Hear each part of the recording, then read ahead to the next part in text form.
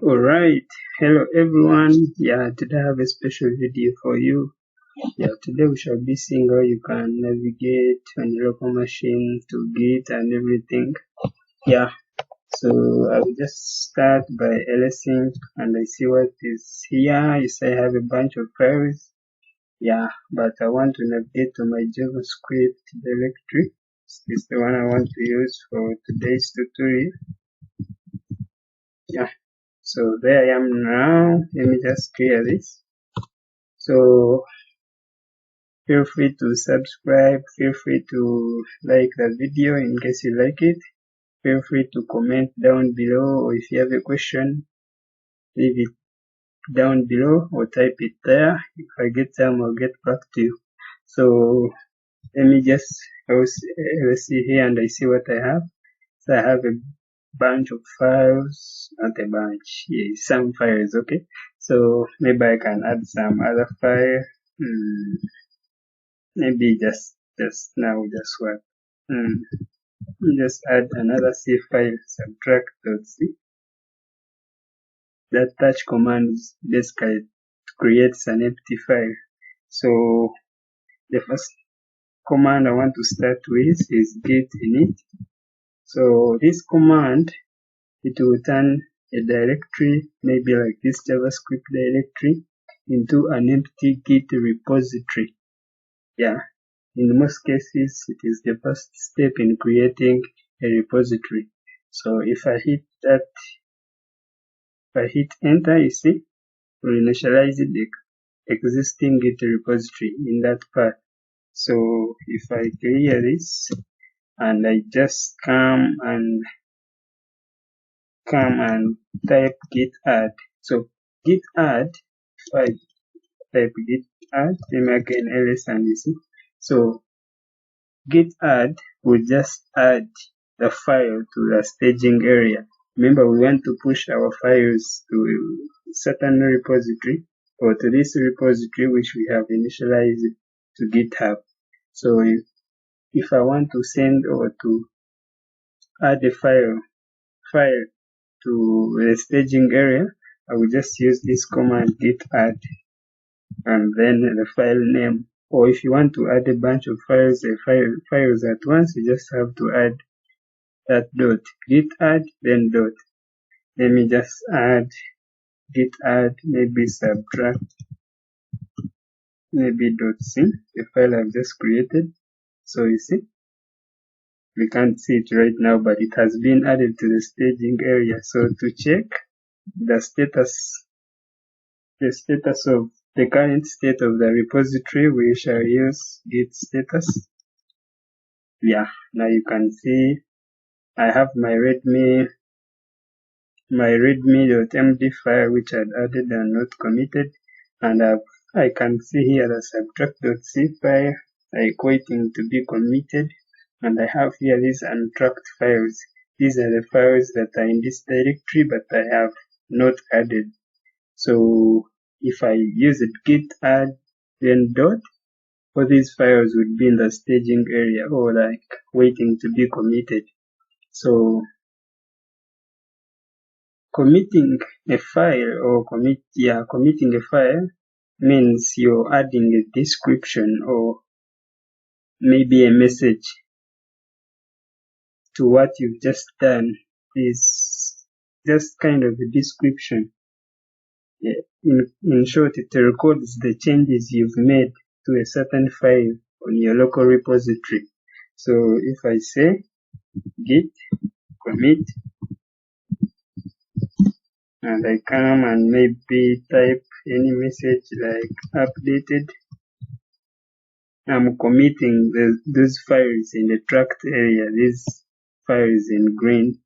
So if I say git commit, you see, two files changed, a readme and subtract.c. So if I clear this, now let me again type git status. So you can see these files have been pushed. So now what I have to do next is to come I want to first show you the branch I'm in, the branch. So basically, to check for the branch you're working in, you type git branch or maybe git branch A, which lists all the branches that are on your file or that are on your repository.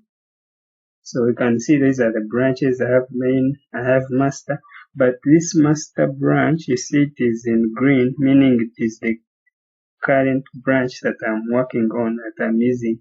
So if I want to change the branch, I just have to come and type git checkout.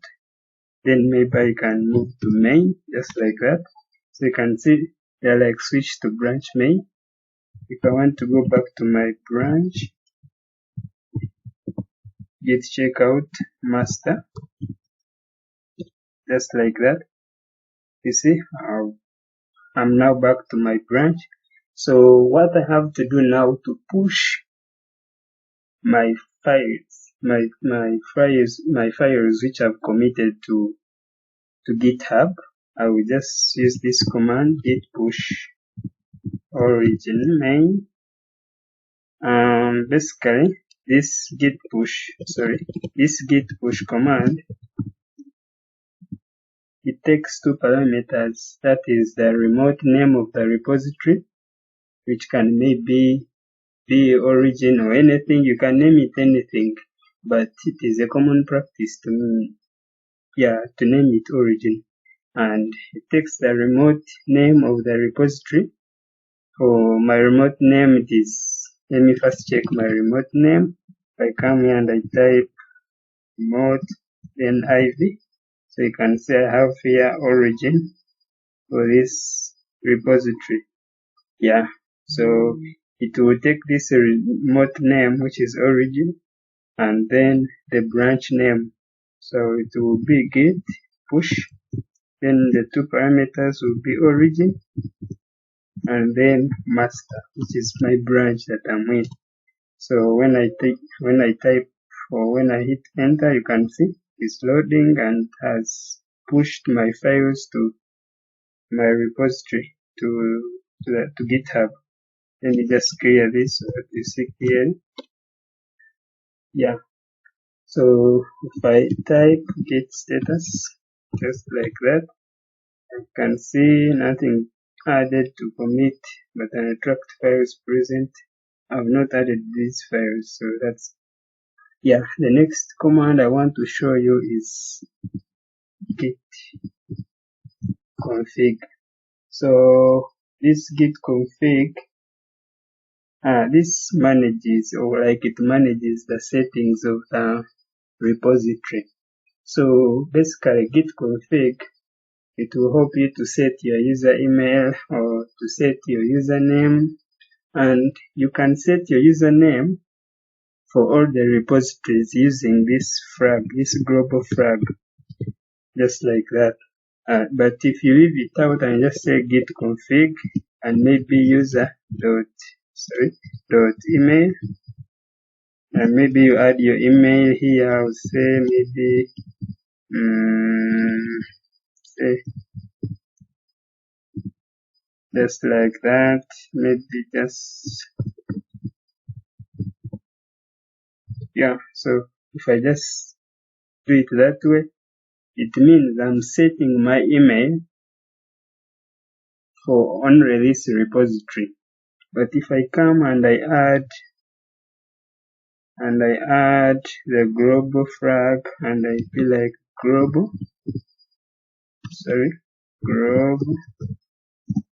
flag, that global flag, it means I'm setting my user email for all the repositories I'll be working on. So if I come and I hit enter, it has been added. And if I want to set my email, my username, I'll again come and say git config, then global, then user dot name, and again I come here and I say wise, just say wise pro or anything. So you can put your name, your username, So if I say git config -- global.username, yeah, in most cases, if you've not set the email, if you go to push your files to your repository on GitHub, then they will ask you to create this email and the name automatically. Yeah. So this is how you go about it. Just use the git config. Maybe you can add that global flag if it is of advantage to you, or you can leave it out and just hit enter just like that. So yeah, let's go on to the next command, which is maybe git. I wanted to show you git clone. Yeah, git clone. Let's go to git clone. So git clone, it creates a local copy, like a local working copy of your existing remote repository. So, like in simple terms, git clone, it will pull what you've just created. Maybe you can navigate to GitHub. Just like, let me come here, and I come here and I create a certain repository. Maybe like, let me just call it programming, just like that. And I click create a repository just like that. Yeah, so you can see here, I have here my HTTPS link. So if I come and I copy this link, just copy, or I can just come here and copy. Then I come to and I type and I come and I clone this repository I've just created. So you can see they're saying cloning into programming. So you appear to have cloned an empty repository. This is because I've not added anything to the repository, but this is how you clone a certain repository on GitHub, meaning you're creating a copy onto your local machine from what you have on your remote. Yeah, when I say remote, it means maybe on your GitHub page. Yeah, so that is git clone. Another command I want to show you is git pull. So for git pull, it will help you to get the latest version of your repository. So in case you go and make changes, so maybe, remember we have already cloned our repository, but if I come and maybe make some changes to I can come and maybe add some files. Maybe I can add, let me just add maybe like a readme file, and I just come and commit this new file. So just like that, after adding origin, and I paste this whole link, is the first link we used. Yeah, just like that. So basically what I'm doing right now, I'm getting the version, the latest version of what I've just added in my programming repository. Remember, I added a file. So if I come here and I ls, sorry, let me just clear this so that you see properly. If I come here and I update what you've put on your repository, or if you've just updated anything, you use git pull.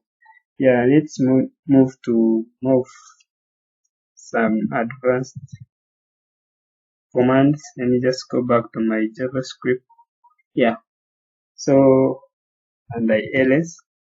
So the first command I want to show you is called git stash. So this command, it will help you to store your current work within the untracked files. So in case maybe you've just added your files to the staging area and maybe you don't feel like pushing them right now, you just come and you just show you. Maybe if I just come and I say git add maybe, and I say now git add now.js, just like that, and I come and I git stash. So you can see they're like saved working directory and indexed state WIP on master. Yeah. So right now, if I hit git status, you see there is actually nothing. They're like nothing added to commit, but there is a file which I've saved in my working directory using that git stash command. If I want to bring it back, I will just use this command, git stash, then pop, just like that. So you see now the file is back. This now.js file is back. Yeah, that's the git stash command. That is what it does. So let me clear this. The other command I would like to show you is git remove. Yeah, you can use git remove -- kect to remove a file, and maybe you get it somewhere. You can access it some other time if you want, or you can use maybe git move and then F to completely delete of the file. You will not maybe again access it. So that's how git remove how it works. Yeah, maybe if I just do this and maybe say git remove, and I say come and maybe say math.js, just like that, because .js. Yeah, so I've just removed that file, and if I ls, you can't even see it anywhere. It has been like removed and disappeared, and I can't reaccess it. So that's how those commands work. Yeah, that's all I had for you for this video. I will just continue to update the files and some commands for you. I will be dropping a video on how you can use all these shell commands.